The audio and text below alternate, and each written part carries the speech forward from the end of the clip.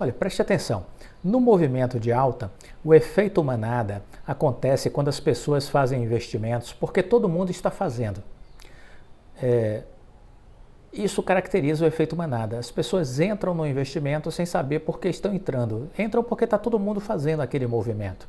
Isso vale para as altas, isso vale para as baixas. Todo mundo sai vendendo e a pessoa começa a vender a ação sem saber por que está vendendo, mas porque está caindo e está todo mundo vendendo, eu também tenho que vender.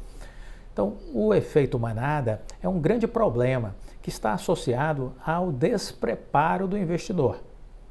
Quase nunca ele acontece de forma natural. A ideia é que sempre alguém ou alguma coisa provoca o efeito manada.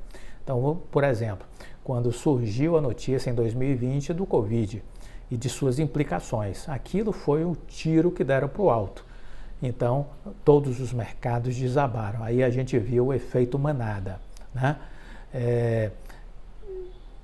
Outro exemplo clássico foi o Joesley Day, né? Na noite, lá atrás, não me lembro mais o ano, no governo Temer veio a notícia daquele áudio gravado pelo Joesley de uma conversa com o presidente Temer. No outro dia, o mercado nacional desabou, né? A Bolsa Brasileira desabou.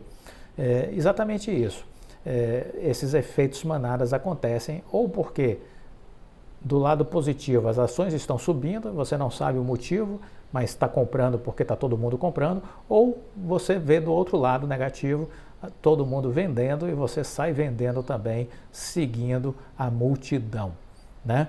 Então, nesses movimentos, o final das contas é sempre o mesmo.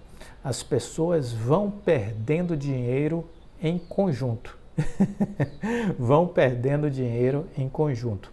E alguns poucos investidores que realmente sabem o que está acontecendo, o que vai acontecer, o que estão fazendo, uns poucos investidores, de fato, ganham dinheiro, praticamente sozinhos. Reflita sobre isso, reflita sobre o efeito manada e veja o que você deve fazer para se reposicionar como investidor, para que você não seja vítima das suas escolhas, das suas péssimas escolhas. Então isso é importante, né?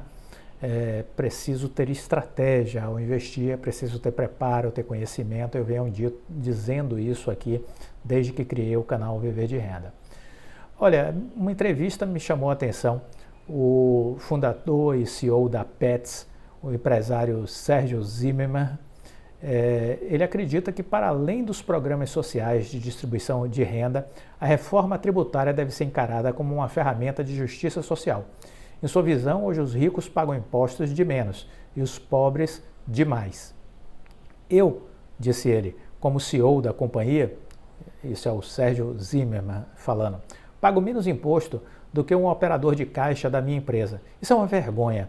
Não acho que um país pode dar certo com esse tipo de mentalidade. Fico preocupada quando vejo todas as propostas de reforma que foram discutidas até o momento. Vejo que nenhuma toca no assunto mais central, que é essa brutal concentração de renda. Tá aí. Interessante, né? Essa posição dele, esse posicionamento dele. O repórter perguntou: o que o resultado das urnas mostra para o senhor? O resultado revela um processo democrático de alternância de poder. Infelizmente, estamos vendo esse ruído com relação aos bloqueios que aconteceram recentemente nas estradas. Eu vejo sempre um novo governo com esperança renovada em um tema que, para mim, é central: a desigualdade social brutal que existe no Brasil. Como se houver o viés econômico do governo eleito? Muitas vezes, uma parte significativa dos políticos imagina que a melhor forma de resolver o problema da desigualdade é por meio de programas sociais ou por um Estado gigante. Algum grau de assistencialismo é necessário, principalmente para as pessoas que estão abaixo da linha da pobreza. No entanto, para realmente interferir na desigualdade e promover oportunidades de elevar a condição de vida das pessoas de uma forma estruturada, a mãe de todas as reformas é a tributária. E isso ainda não foi entendido. Por quê? Pergunta o repórter. O sistema atual brasileiro concentra renda, essa é a nossa característica. Quanto mais dinheiro se ganha, menos se paga impostos. Eu, como CEO da companhia, pago menos impostos do que um operador de caixa. Isso é uma vergonha. Não acho que um país pode dar certo com esse tipo de mentalidade. Fico preocupado com as propostas de reforma que circulam e vejo que nenhuma toca no assunto mais central, que é essa brutal concentração de renda. É um sistema regressivo com tributação no consumo. No Brasil, uma média de 50% de impostos sobre os bens consumidos. No resto do mundo, a média é de 20%. O que agrava a situação é o sistema de impostos embutido.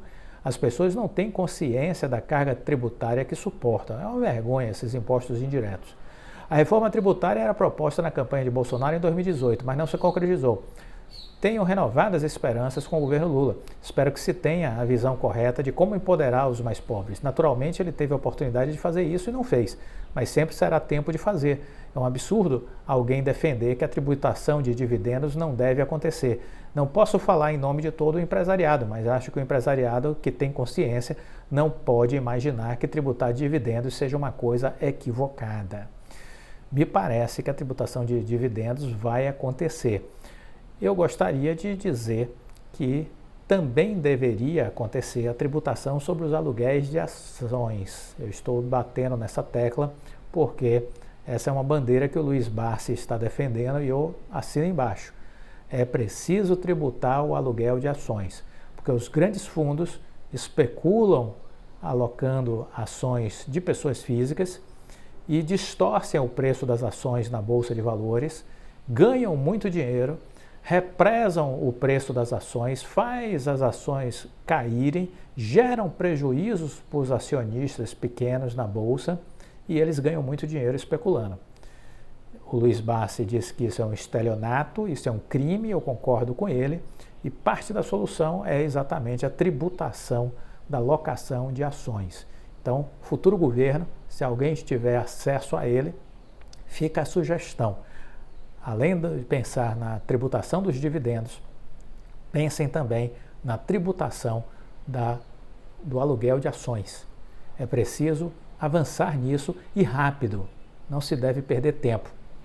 Tributar o mais rápido possível a locação de ações na Bolsa Brasileira. Isso é muito rápido, isso precisa ser feito, é urgente, porque pessoas que querem ter na Bolsa uma ferramenta adicional de geração de riqueza para buscar uma independência financeira, uma aposentadoria melhor, usando os recursos fruto do seu trabalho, estão sendo manipuladas, expropriadas por especuladores que estão ganhando milhões e milhões de reais todos os dias, todas as semanas, operando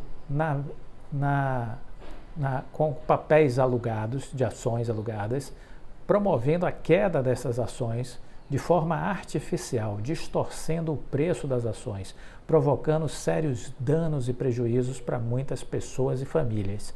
Então, sim, a Bolsa de Valores é um lugar onde as pessoas podem tentar a construção de um patrimônio, de uma aposentadoria no futuro, de uma independência, para não ficar dependendo do INSS, né? Mas para que isso seja verdade, é preciso acabar com essas distorções. E a alocação de ações é uma das graves distorções que existe na Bolsa Brasileira.